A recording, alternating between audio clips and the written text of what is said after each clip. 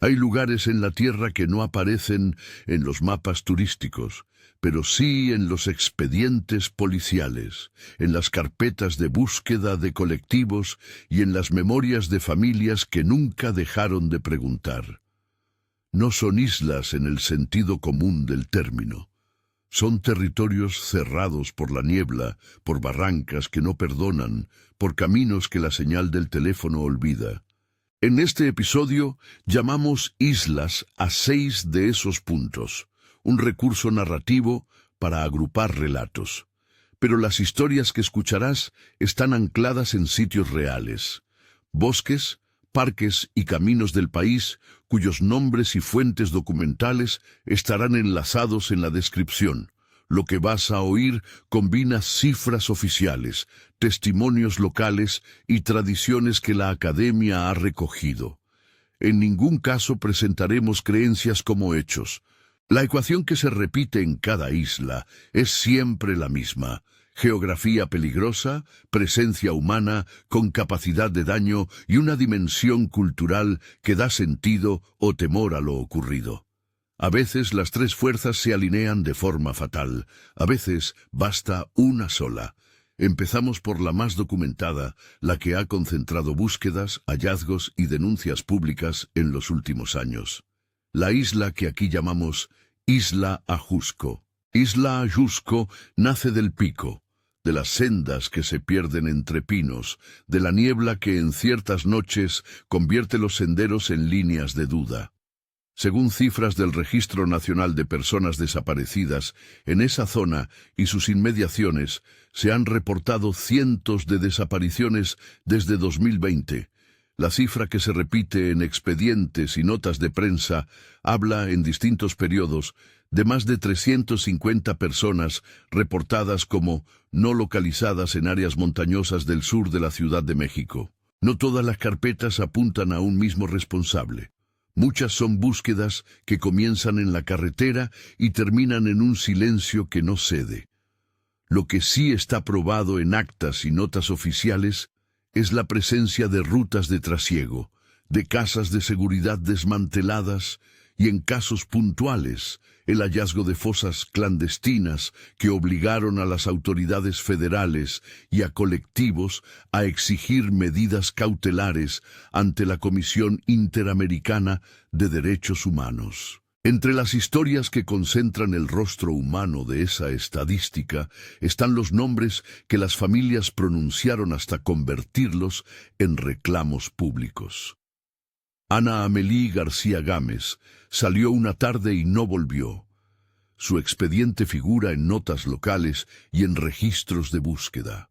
Luis Óscar Ayala García y Olín Hernando Vargas Ojeda son otros nombres que aparecen en carpetas y en publicaciones periodísticas sobre desapariciones en la región. No relataré escenas crudas, ni inventaré detalles. Los familiares han esperado respuestas que la carpeta judicial, en muchos casos, no ha ofrecido.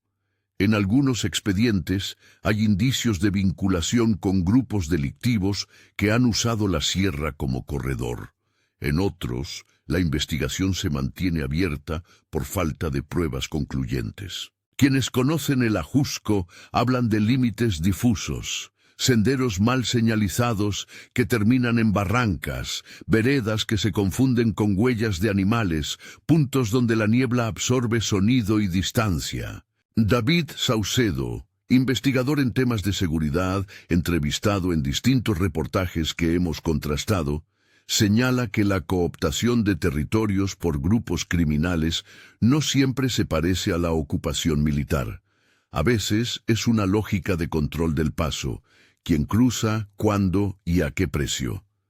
Esa lógica convierte un paisaje montañoso, que históricamente pudo ser terreno de paseo y recreo, en un espacio de riesgo para quienes se acercan a pie, en vehículo o incluso en busca de aventura por redes sociales. Un fenómeno complementario y peligroso es el de las búsquedas ciudadanas, que movidas por la impotencia, llevan a colectivos a adentrarse en zonas sin coordinación oficial. Las brigadas de búsqueda han sido fundamentales para encontrar indicios que las autoridades no siempre documentan con la misma rapidez, pero también han enfrentado riesgos, caminos deteriorados, tormentas repentinas, precipicios y la posibilidad de toparse sin aviso con escenas de violencia. Los colectivos suelen trabajar con protocolos, pero las condiciones en campo muchas veces los obligan a improvisar. En entrevistas documentadas, madres y padres que buscan a sus hijos repiten una frase que pulveriza cualquier estadística. No pedimos venganza, pedimos que nos digan dónde está. Esa demanda forma parte del telón moral que atraviesa Isla Ajusco. Más que un índice de muertes, lo que hay es un rastro de ausencias y una red de preguntas que no terminan en la fiscalía. Además del peligro humano, la topografía juega un papel decisivo. El Ajusco, con altitudes variables y tramos abruptos, registra zonas donde la cobertura telefónica es intermitente o inexistente. En carreteras secundarias, la poca señal aumenta la sensación de aislamiento y complica una urgencia básica, pedir auxilio. Las cifras sobre accidentes viales y caídas en barrancas aparecen en informes de Protección Civil y en notas de prensa. Se trata de datos que, combinados con los reportes de desaparición, muestran una realidad compuesta por variados factores. La naturaleza puede ser tanto la causa involuntaria de un siniestro como el escenario donde la violencia humana se despliega. En la práctica, las investigaciones que vinculan desapariciones con redes criminales han encontrado en algunas ocasiones casas de seguridad y rutas de tránsito de personas. Esos hallazgos han motivado desplegados conjuntos entre policías federales, autoridades estatales y colectivos de búsqueda. En otros casos, sin embargo, la investigación topa con la limitación de pruebas fehacientes. Teléfonos que no registran movimiento, testimonios contradictorios, falta de cámaras en tramos aislados. Ese vacío explica por qué muchas familias han acudido a organismos internacionales para pedir medidas cautelares. La Comisión Interamericana ha intervenido en casos donde la investigación local no avanzó con la rapidez requerida. No todo lo que ocurre en Isla Ajusco pertenece al terreno penal. Existen relatos de fenómenos que los habitantes interpretan bajo códigos culturales. Puntos donde la niebla apaga el sonido. Árboles que parecen marcar caminos erráticos. Relatos nocturnos de luces que no pertenecen a automóviles. Esos testimonios, registrados en entrevistas publicadas por medios locales y en archivos de colectivos, no son prueba de lo sobrenatural. Son piezas de una memoria colectiva que, frente al vacío de explicaciones concretas, propone sentidos que ayudan a nombrar el miedo. La diferencia entre el testimonio cultural y la evidencia forense debe quedar siempre clara. El primero habla del modo en que las comunidades procesan la ausencia.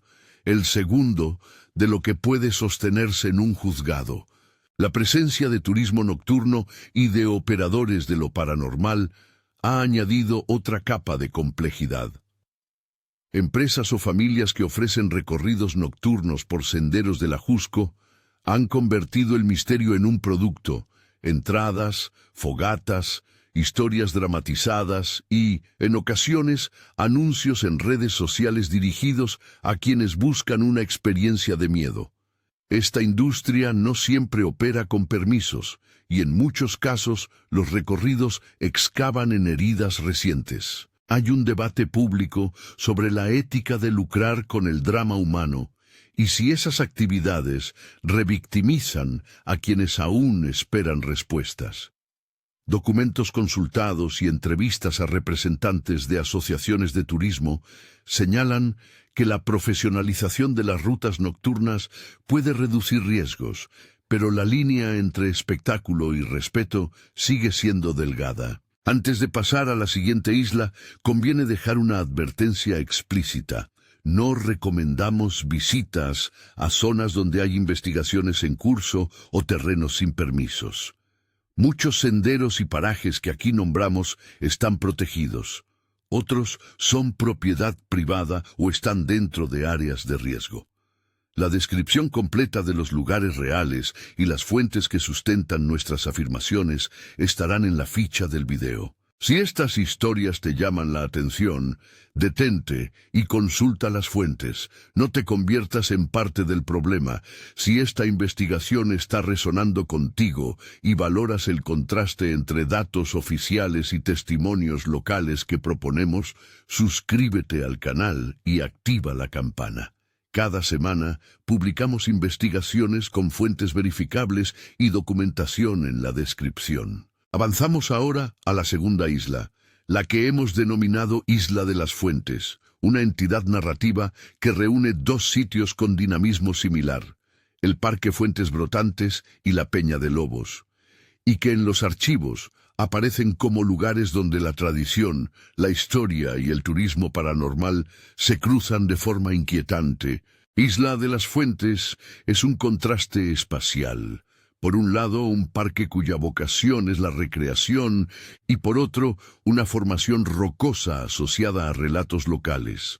Ambos puntos comparten una economía alrededor del misterio. En Fuentes Brotantes existe documentación histórica sobre prácticas curativas y ritos locales.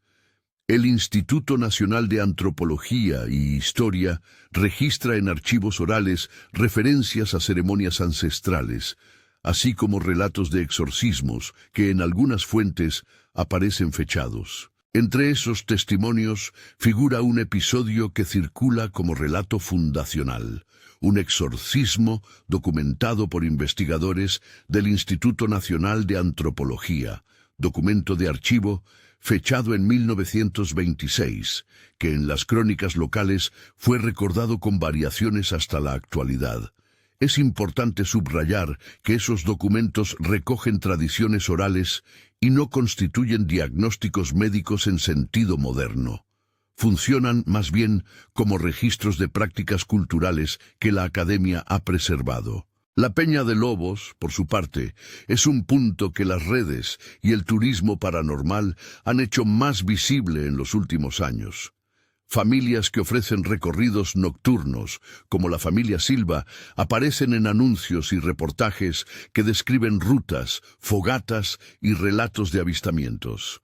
Los precios publicados para esos recorridos, datos que acabamos de contrastar en plataformas de reserva y en publicaciones regionales, muestran que existe un mercado que transforma la leyenda en experiencia comercial. Algunos operadores insisten en que su trabajo ayuda a conservar la memoria local y a generar ingresos para comunidades marginadas.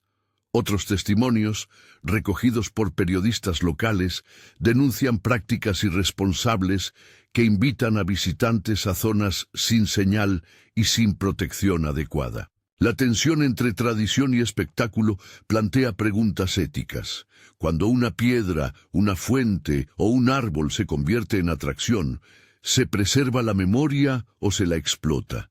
¿Se respetan las narrativas originales o se las retoca para generar imágenes virales? Los investigadores del área de patrimonio cultural han documentado casos en los que la mercantilización del mito ha distorsionado relatos, a veces en beneficio de actores privados. En la Peña de Lobos circulan historias de una piedra que, según la tradición oral local, se abre en fechas señaladas. Algunas versiones medievales de la misma anécdota la vinculan a rituales de paso. Otras la enmarcan en advertencias para viajeros. Investigadores del INAH y de la Universidad Nacional han registrado variantes del relato. En los archivos consultados se encuentra la recomendación de tratar esas narrativas como elementos de identidad comunitaria más que como causas últimas de sucesos contemporáneos. En Isla de las Fuentes hay, además, testimonios contemporáneos que mezclan lo digital y lo oral. Videos virales y publicaciones en redes sociales han amplificado relatos de presencias y han generado una demanda de experiencias que, en ocasiones, termina atravesando la línea de lo responsable. Los operadores que administran recorridos nocturnos sostienen que informan a los asistentes sobre riesgos y que solicitan permisos cuando son necesarios. Sin embargo, documentos municipales y notas periodísticas revelan que no todos los eventos se realizan con la supervisión adecuada.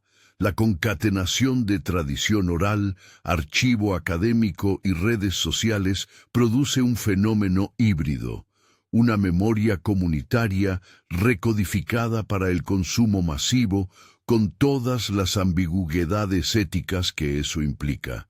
Desde la perspectiva de la seguridad, Isla de las Fuentes no concentra desapariciones en la misma medida que el Ajusco, pero sí reporta incidentes, extravíos, caídas y conflictos con propietarios de terrenos que han resultado en denuncias. En la fusión narrativa que proponemos para esta isla, es fundamental dejar claro que juntar Fuentes Brotantes y Peña de Lobos responde a su afinidad temática: turismo paranormal, prácticas documentadas por instituciones y una economía del misterio compartida.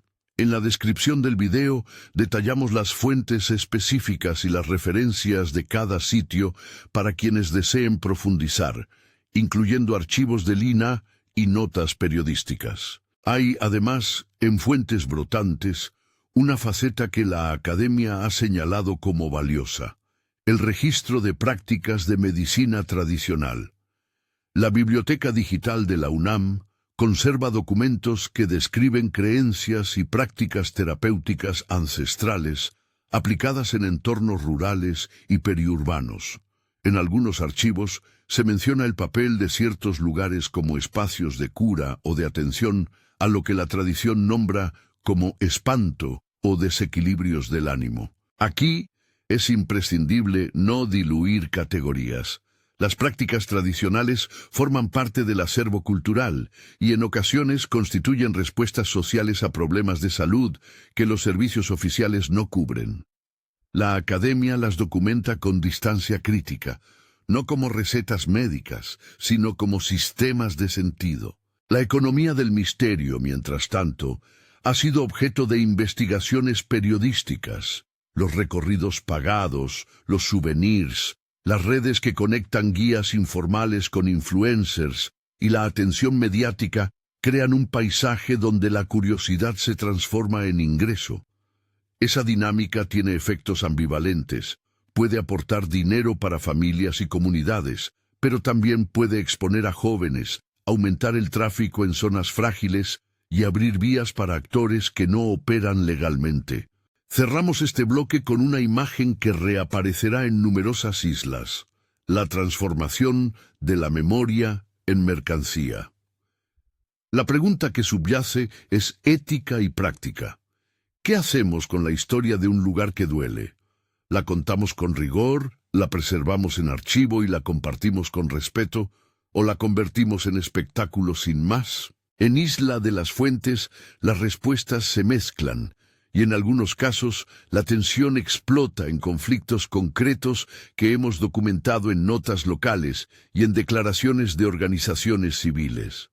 Mientras dejamos atrás la Peña y las Fuentes, nos acercamos a un tercer territorio que, en la transcripción original, aparece como la casa de la tía Toña, y que aquí convertimos en Isla La Guardesa, un nombre que pretende condensar la idea de leyenda urbana ligada a una tragedia real. Isla La Guardesa tiene la forma de una casa y un relato largo que se enredó en el imaginario urbano.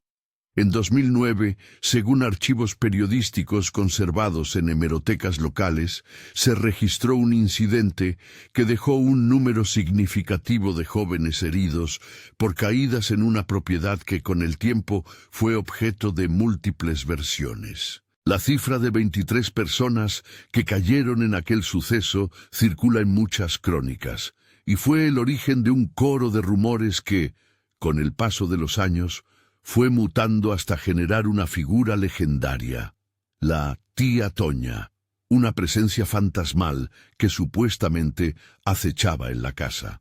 Investigaciones posteriores, notas de prensa y testimonios de vecinos muestran que la tragedia real existe en términos de víctimas y denuncias.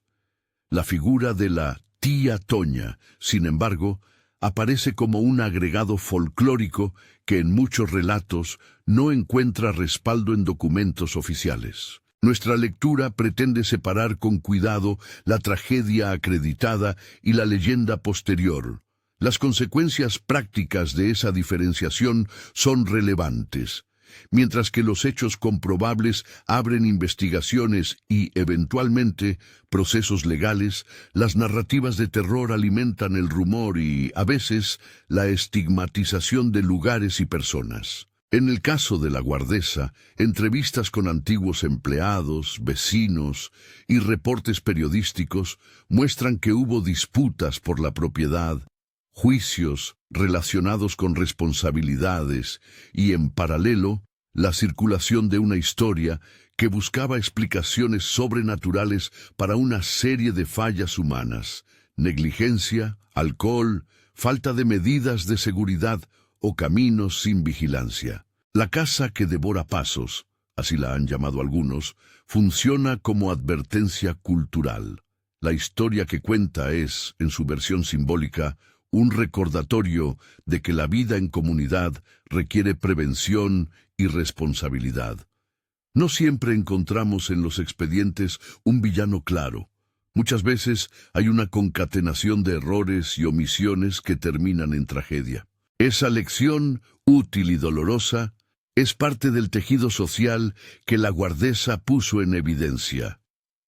No todas las historias que se vuelven leyenda lo hacen por misterio. Algunas lo hacen por el peso de la negligencia. Al terminar este bloque, la narrativa despliega un pequeño contrapunto. En lugares como La Guardesa, la memoria popular puede proteger, castigando comportamientos riesgosos mediante la fábula. También puede sepultar responsabilidades reales bajo la sombra del mito. Es tarea del periodismo y de la investigación desenterrar ambos estratos sin banalizar el sufrimiento. Hacia aquí hemos llegado con 3 islas: Ajusco, donde la estadística y la violencia organizada dejan rastro; Fuentes, donde la tradición y el comercio del miedo se entrelazan; y La Guardesa, donde una tragedia real fue convertida en leyenda. En la siguiente isla encontraremos un lugar que combina historia y arquitectura con prácticas turísticas nocturnas, y un archivo de relatos que, a veces, superan a la realidad. Antes de seguir, conviene recordar que todos los lugares reales que inspiraron estas narrativas están detallados en la descripción con sus fuentes. Registros del Registro Nacional de Personas Desaparecidas, archivos del INAH y de la UNAM, notas periodísticas y testimonios documentados. También recordamos que no promovemos la visita irresponsable a ninguno de estos sitios. Los permisos, la seguridad y el respeto a la comunidad son indispensables. En el siguiente bloque nos introduciremos en una antigua finca que hoy es refugio de recorridos turísticos nocturnos y centro de relatos sobre túneles y capillas abandonadas. Allí se cruzan la historia del pasado religioso, las sombras de corredores olvidados y las voces de guardabosques que han oído cosas que nunca clasificaron por completo. Es un sitio donde la actividad humana ha modificado el paisaje y donde, según documentos locales, las intervenciones turísticas han alterado la percepción comunitaria sobre el lugar. Cuando hablemos de esa isla, veremos cómo la reinterpretación comercial del pasado puede ocultar o revelar responsabilidades, y por qué los que cuidaban la tierra antes de que llegaran los recorridos nocturnos guardan un repertorio de advertencias que conviene escuchar. La finca a la que ahora nos acercamos tiene la fachada de un pasado religioso: paredes de piedra, una capilla con ventilación mínima y pasillos que llevan a túneles cuyo propósito original se pierde en el polvo. En la memoria colectiva del sitio, registros municipales y crónicas locales lo confirman, estuvo alguna vez ligada a una orden religiosa. Con el tiempo sus funciones se diluyeron y el lugar quedó expuesto a usos improvisados. Hoy, esa historia arquitectónica convive con recorridos nocturnos que prometen misterio y, en ocasiones, con testimonios de quienes vigilan el monte y han oído cosas que no caben en inventarios fáciles. A este paisaje lo llamamos Isla de los Leones, por la presencia del desierto de los leones y por la tensión entre patrimonio histórico y turismo recreativo. El INAH conserva documentos sobre la construcción y modificaciones de la antigua finca. Ese archivo es útil para distinguir lo que fue del sitio de lo que hoy se cuenta.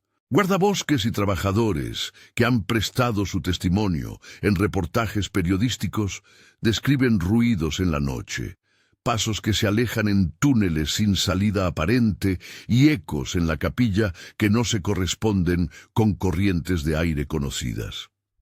Esos testimonios son valiosos como documentos sociales. Muestran cómo quienes cuidan el territorio interpretan señales y cómo, a veces, esa interpretación se vuelve narrativa pública. No son, sin embargo, evidencia científica de fenómenos sobrenaturales. Cumplen otra función: alertar sobre riesgos y registrar la experiencia humana en un lugar específico. Complementan este archivo las grabaciones y publicaciones de operadores turísticos que, con permisos formales o sin ellos, escenifican leyendas para grupos dispuestos a pagar por la experiencia nocturna. Hemos contrastado anuncios de recorridos con informes municipales y encontramos irregularidades, horarios que no respetan clausuras, guías no acreditados o actividades que se anuncian sin que exista constancia de un seguro o plan de contingencia. Las dramatizaciones, que incluyen actores, fogatas y recreaciones de rituales, atraen público, pero al mismo tiempo pueden estetizar heridas históricas, convertir espacios sagrados en escenografías y exponer a asistentes a peligros físicos en senderos mal señalizados. En la ficha técnica del video enlazamos documentos municipales y notas de prensa que detallan permisos y sanciones para quienes quieran examinar la evidencia. Lo interesante y preocupante de Isla de los Leones es cómo la historia y el espectáculo se influyen mutuamente. En algunos casos, la actividad turística ha permitido restauraciones y recursos para la comunidad. En otros, ha provocado conflicto con los pobladores que consideran que su patrimonio está siendo explotado. Para las autoridades encargadas del sitio, el reto es regular sin desaparecer el tejido comunitario que mantiene viva la memoria del lugar. Para los investigadores, el objeto es claro: separar lo verificable, las actas del INAH, los contratos municipales, los partes de protección civil, de la interpretación popular que se difunde en redes. Antes de pasar a la siguiente isla, conviene volver a insistir en una advertencia. Los túneles y pasadizos de lugares como este representan riesgos reales. No se trata solo de relatos nocturnos. Hay factualidad, caídas, envases abandonados, partes de estructura que se desploman. Si alguien considera acercarse a espacios protegidos o a fincas con historia, lo responsable es hacerlo con autorización, equipo y conocimiento de las autoridades locales. No alentamos excursiones improvisadas. En la próxima isla encontraremos otra modalidad de peligro: una carretera angosta, neblina frecuente, curvas traicioneras y una leyenda que después de una tragedia se volvió palabra pública. Allí no discutiremos solo tradición, hablaremos de pérdida y de cómo las condiciones físicas se combinan con el error humano para producir consecuencias irreversibles. Isla de las Brujas. El territorio que recoge los hechos del Bosque de Santiago es un lugar donde la geografía y la fatalidad se han encontrado demasiadas veces. El accidente del 23 de marzo de 2025, que cobró la vida de 12 personas, fue un golpe abrupto para comunidades enteras. Las notas periodísticas que cubrieron el suceso relataron que las víctimas eran parte de una familia originaria de Nuevo Laredo. Las autoridades locales y los boletines informativos consignaron los nombres y las investigaciones iniciadas por la Fiscalía del Estado. En este relato, como en todos los que manejamos, respetamos la gravedad del hecho. No recreamos escenas y citamos las fuentes que han cubierto el caso. La carretera que atraviesa la sierra donde ocurrió el siniestro es conocida por su trazado sinuoso, por la ausencia de guardarraíles en tramos críticos y por la frecuente presencia de niebla que reduce la visibilidad. Informes de protección civil y de tránsito local, así como reportes de medios, subrayan que en esas rutas suele aumentar el riesgo durante temporadas de lluvia y en las madrugadas, cuando la percepción del espacio se vuelve engañosa. El accidente de marzo de 2025 es paradigmáticamente complejo porque combina varios factores: vehículo a exceso de carga, según los primeros reportes, condiciones meteorológicas adversas señaladas por autoridades meteorológicas y curvas sin la señalización adecuada, hecho que en otros reportes se ha vinculado a un déficit histórico de inversión en infraestructura vial. Al mismo tiempo, la zona había acumulado una leyenda que hablaba de brujas y presencias nocturnas, versiones antiguas del relato, recogidas en entrevistas con vecinos, mencionan hogueras y prácticas comunitarias que datan de décadas. Después del accidente, esas narrativas circulan con mayor frecuencia en redes y en conversaciones. La muerte y la leyenda se mezclan en la palabra cotidiana. Para las familias de las víctimas, sin embargo, la prioridad fue otra: la búsqueda de respuestas concretas, el trámite de seguros, las diligencias forenses y, para muchos, la demanda de mejoras en carreteras y señalización para que tragedias como esa no se repitan. La lección que ofrece Isla de las Brujas no es mística, es administrativa y humana. Las medidas de prevención, la mejora de la infraestructura y la diligencia en la regulación de transporte son factores que, en la práctica, salvan vidas. Hay también un componente cultural que merece respeto y análisis. Las historias de apariciones y de presencias forman parte del paisaje simbólico de la sierra.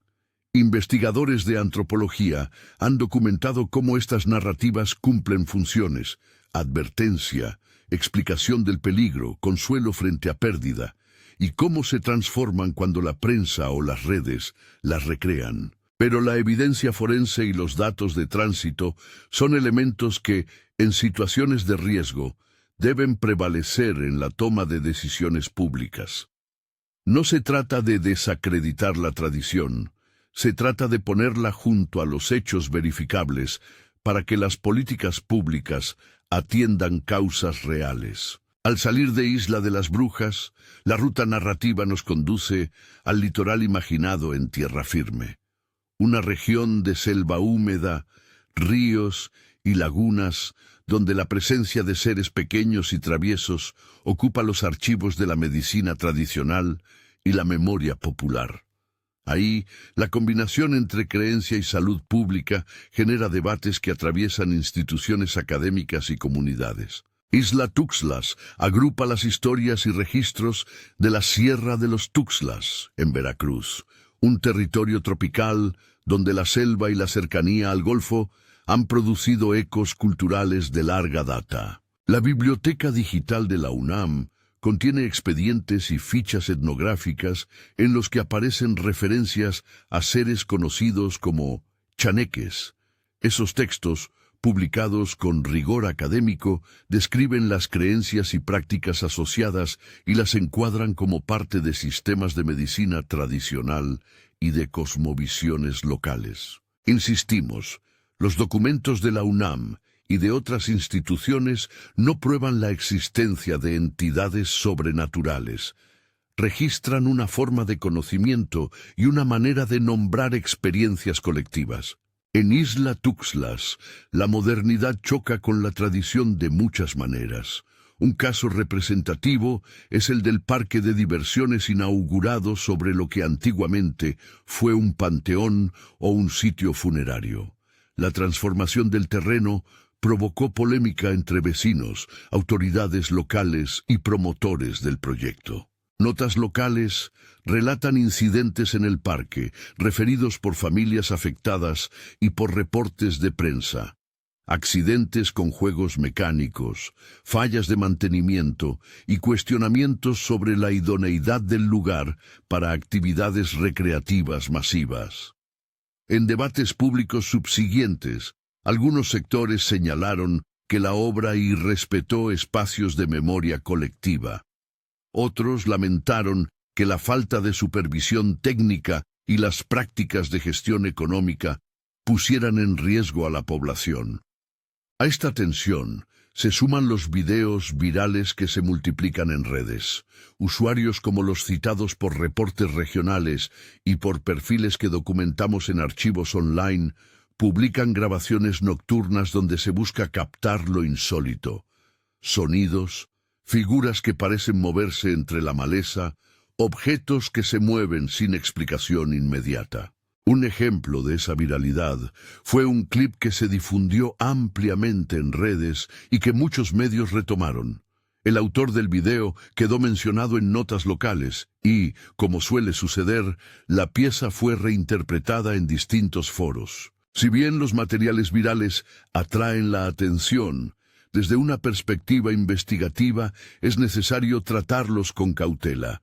La reproducción rápida en redes no garantiza la veracidad técnica de lo registrado, ni sustituye a una investigación de campo que contraste condiciones ambientales, posibles fuentes de ruido y el contexto sociocultural del lugar. El enfoque académico hacia los chaneques, documentado en la UNAM y en estudios de medicina tradicional, aporta otra lectura. Estas figuras funcionan como modelos explicativos para problemas de salud mental y afecciones que en contextos rurales suelen recibir una denominación distinta a la biomédica. En la biblioteca digital hay testimonios de curanderos y fichas etnográficas que describen rituales, prácticas de limpieza y remedios. Los investigadores subrayan que esas estrategias son parte de un sistema de atención alternativo que, en ausencia de servicios estatales, cumple un rol social. No es lo mismo presentar un ritual como solución médica universal que reconocer su valor cultural y sus límites en términos de eficacia comprobable. Isla Tuxtlas muestra, por tanto, la complejidad de documentar creencias. No se debe trivializarlas ni presentarlas como causa única de eventos adversos. Al mismo tiempo, hay que atender las consecuencias prácticas que de ellas se derivan: rechazo a hospitales, tratamientos retrasados o estigmas que complican la atención. En la gestión pública, comprender estas prácticas implica diseñar políticas de salud que integren el conocimiento tradicional con redes de atención formal, sin adoptar posturas de desprecio ni de aceptación acrítica. Antes de salir de este bloque, conviene aludir a la economía que rodea a la creencia. En Tuxtlas también hay operadores turísticos que venden la experiencia de lo místico, rutas guiadas, artesanías inspiradas en chaneques y eventos nocturnos que requieren de permisos.